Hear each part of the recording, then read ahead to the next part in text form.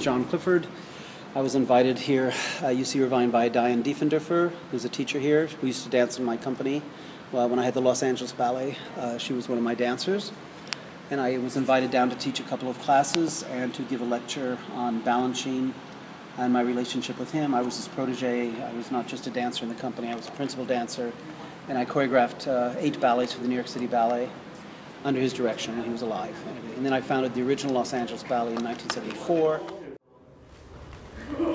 But all she was doing was she was paying attention. Balanchine was so polite, and he was such a gentleman. And if anybody could have thrown around their artistic temperament, it could have been him. He loved his dancers. I mean, he made us all feel special. You know, so when your director makes you feel good about yourself, you work harder. And when I was with him, he had me starting to teach the company class. So if for any reason he had a meeting or an appointment, I would be teaching company class, and I also taught classes at the School of American Ballet.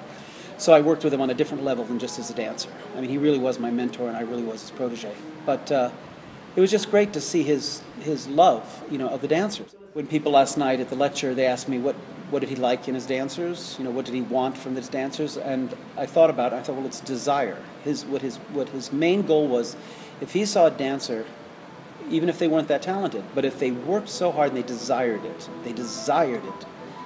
that turned him on. And then he would work with that person, and amazingly, sometimes could make great dancers out of, you know, a sow's ear, as they say. You know, he could really turn somebody into a great dancer that maybe wouldn't have been. But if they had the desire, and then the other part of that is that you did have to trust him. If he sensed that you were like criticizing him, or if he sensed you were pulling back, he then just left you alone.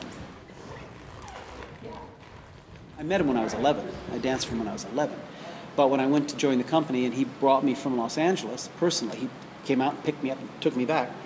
I was just 19, and so he cared about me, so he became like my father. It sounds mushy, but it's the truth. So I really feel it's a duty.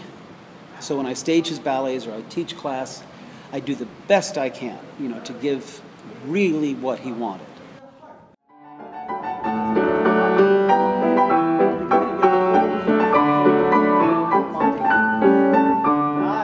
And the reason I think dance is important, and to get to an educational thing, for college kids, when they study dance, 2 things happen.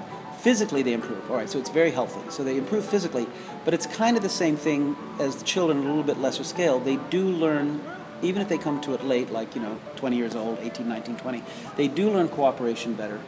They do learn how to concentrate better. They do learn how to deal kind of with life better, because it's not about you anymore. You know, you're either portraying a character, or you're a part of the musical experience, or you're part of the choreography.